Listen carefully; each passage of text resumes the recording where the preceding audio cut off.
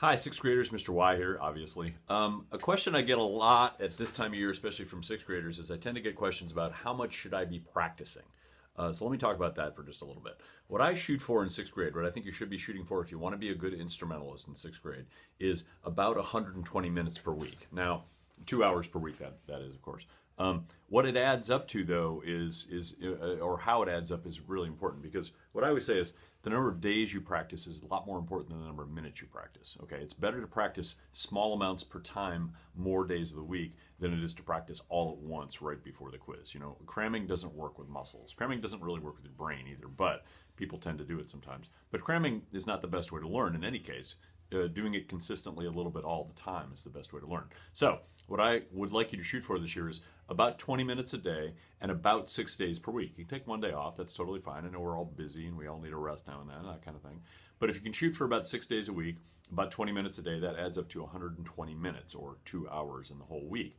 I don't think that's too much to ask. And I can guarantee that if you're practicing about that much, you're going to get an A or an A plus in my class. There's no question about it. You're going to be doing fine. You're going to be able to keep up. Okay. Like I said, the number of days you practice is a lot more important than the number of minutes. So if you need to skip a day now and then make up for it by doing extra time the next day, that's fine. You can do that. But you should always be definitely at least practicing the majority of the days of the week. So in other words, at least 4 days a week. I mean, you could do, 45 minutes, 4 days a week and still get your 120 minutes in. That's totally fine. Or half an hour. But you shouldn't try to do all 2 hours, the Sunday night right before the Monday morning quiz. That's not going to work. If you do it a little bit at a time, it's going to work a lot better. Now, having said that, what are you practicing? There's 4 things really that you should be doing every day in your practice routine. Number 1, you should always warm up by playing the long notes. Doesn't really matter what long notes. You can just choose the easiest note in your instrument if you want, or if you're feeling adventurous one day and you want to try a high note or a really low note or something like that, you can do that. But you should always do long notes as a warm up. Long notes are like lifting weights for your lips. They really help you get in shape. And I know you don't think about these things as muscles, but they really are. And if they're not in shape, you really can't play. The magic word is dunderhead. So long notes. Number 2, you should be doing scales every day. Okay, and it depends on what scale we're doing. It could be just the regular B flat concert scale, or if we're working on other scales, either other major scales or minor scales or blues scales or there's all kinds of scales, of course. But you should be doing some scales every day. Scales are kind of the basic vocabulary of music. So once you get those down, everything else becomes quite a lot easier, which is great. Okay, so number 2, you should be doing scales every day. And drummers, again, that kind of applies to you guys as rudiments. Rudiments are kind of your scales. You should be doing many different rudiments in many different configurations.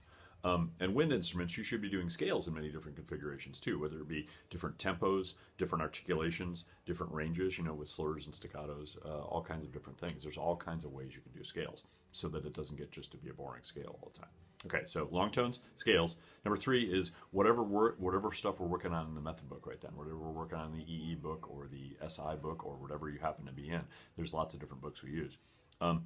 This is where you want to take what we learned in class that week and really cement it into your brain. You don't practice to learn new things. You practice to get really, really good at things you already know. Okay? When was the last time you thought about tying your shoes? I don't think you probably think about it too much anymore because you practiced it so much you don't have to think about it anymore. And you can worry about tying your shoes and getting out and running the 100-yard dash or whatever you're doing. It's the same thing with practice. You want to get really good at the things you know so that you don't have to think about them anymore. So you can kind of put that aside and think about the harder stuff. Think about the cooler stuff that you are working on that you're still learning. Then you practice that and you move up another notch. It's kind of like leveling up in music. But that's what you want to do. You want to practice things that you already know so that they get really instinctual, really is what it is. Okay? So, number 1, long tones. Number 2, scales. Number 3, method book stuff, whatever we're working on in the book. And number 4 comes, of course, whatever band music we're working on. If we have a band song that we're working on toward the concert, if there's a hard part in it or a special, solo that you have to really work on, that kind of thing, that's fine. You might find your own, what I call trouble spot in the music, meaning the part that's hardest for you. You don't want to practice the whole thing every single day. I mean, if there's parts of it that are really easy, you probably don't have to practice it every day. What you might want to do is focus your energy. That's practice rule number 5. We're going to talk about that later. You might want to focus your energy just on that one spot. And you can really make your practice time a lot more efficient then. If you can figure out where your trouble spot is, which is not usually all that hard. It's usually the spot where you stumble when you play through the music. You know, if you have to kind of stop and start again, that's a good indication that maybe it's your trouble spot, or maybe it's a place you don't understand the rhythm, or there's some notes you don't know, or anything like that. Once you learn it from me in class, of course, or from some other source, then you practice it over and over and over again to get really good. Practicing is not once, practicing is a whole bunch of times. That's our practice rule number 4, actually. We're going to be talking about the practice rules this year. Basically, those rules are a way of helping you make the most of your practice time. So you can take that 20 minutes that you spend every day and make it the most efficient, so you can learn the most. And then get back outside and play baseball or whatever you want to do. I don't want you to practice for hours and hours and hours every day. I do want you to do a little bit most days of the week. That's the way to become a really good musician, or anything else in life, really, too. Okay? Good luck with that. Thanks.